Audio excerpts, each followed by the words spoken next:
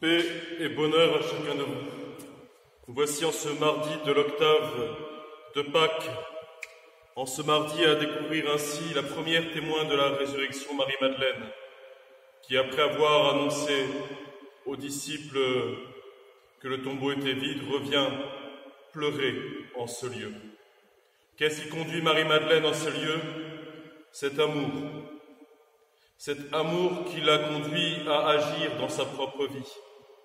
Cet amour parce qu'elle s'est laissée guérir de 7 démons.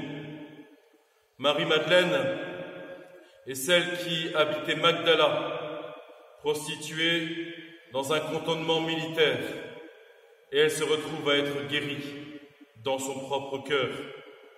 Elle connaît la parole de son Seigneur. Elle connaît son amour. La voici pleurant, en train de pleurer. Et Laurice utilisé nous dit ce temps qui dure, en train de pleurer devant le tombeau. Pleurant devant le tombeau, les anges lui posent une question. Pourquoi pleures-tu?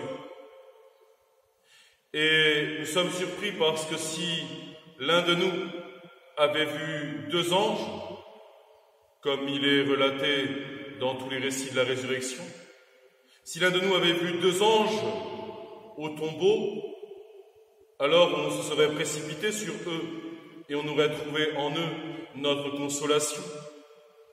Mais Marie-Madeleine vient chercher son Seigneur et c'est lui seul qui peut la guérir. Elle ne confond pas les moyens et les buts. Son seul but est de rencontrer son Seigneur. Et les anges ne sont que des messagers qui ne pourront pas guérir son cœur. Les anges sont de chaque côté du tombeau, la nouvelle arche d'alliance qui est là présente. Puisque, souvenez-vous, l'on avait demandé à Moïse de fabriquer une arche avec 2 anges de chaque côté qui venaient protéger cette arche. La nouvelle arche d'alliance est là, c'est nos autels aujourd'hui, où le Seigneur vient par amour pour nous réveiller notre amour.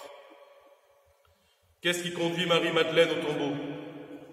Non pas des commandements extérieurs à sa propre vie, non pas quelque chose qu'il faudrait faire, mais un amour entier, un amour concret. Son cœur cherche Dieu.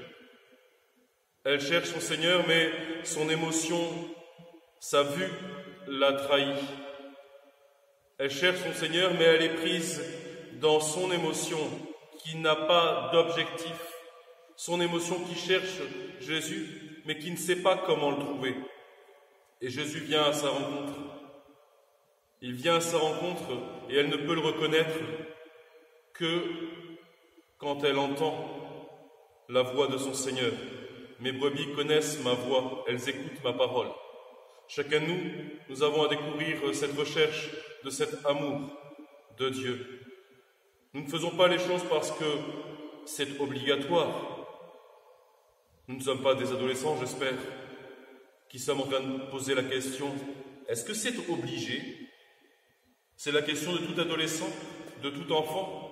Et si nous voulons rester des enfants dans notre propre vie spirituelle, à sucer notre pouce, nous pouvons rester dans ce « est-ce que c'est obligé ?» et nous ne découvrirons jamais ce que le Seigneur fait pour nous et pour cette terre.